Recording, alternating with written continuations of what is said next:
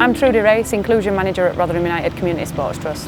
Yeah, so the Wednesday football sessions were originally set up probably about 5 years ago now. We got some funding from Sport England to work with adults with mental health issues, getting them involved in sport, education and volunteering.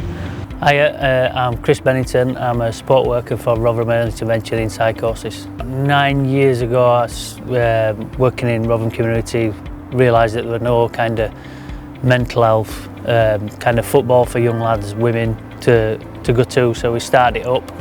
I approached the club, that is Rotherham United, and we set off from there really. They kind of helped out with a few sessions, took us to tournaments, mostly five-a-side stuff, and then we put in for funding, which made it to the inclusion sessions what we have now.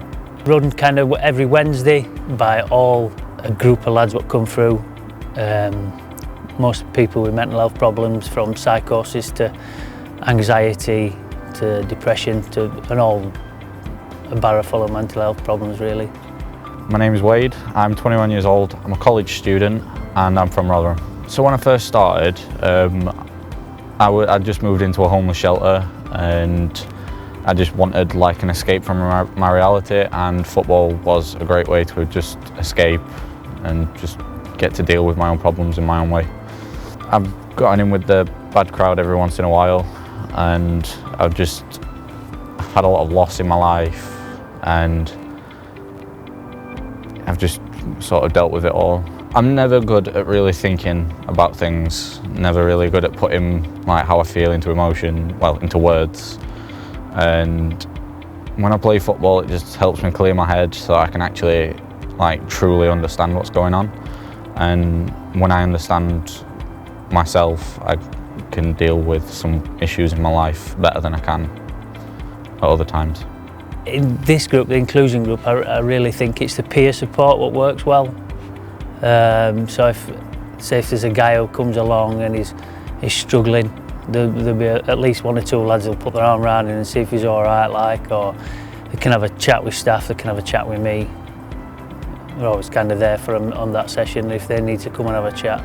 You know, there's guys that are still coming 5 years on that started on day one with us. You know, there's a real togetherness feeling. It just shows, you know, that there's more to it than just a football session. Some of the guys have gone on to do apprenticeships with us, traineeships, our NCS programme, and it's opened doors for them, other opportunities. So I'm understanding that I need to get used to living with my mental health instead of just fighting it all the time.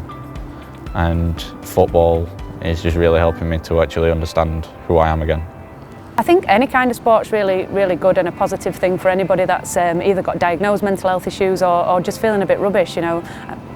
From a personal level, I know if I'm feeling a bit down, kicking a football around makes me feel 10 times better. So for people that have got severe mental illness or that are struggling and, you know, finding life difficult, it gives them purpose, sense of belonging, bit of routine and structure into the day. And from speaking to some of the lads, it's just something that they look forward to. It's something to get out of bed for.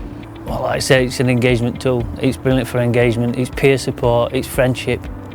I mean, going back from a personal point of view, I can remember the guys who I used to play football with through junior grassroots football, and I still see them now, you know what I mean? We still go out for a drink, and it's kind of friendship, and I think as social animals, human beings are social animals, and we need that.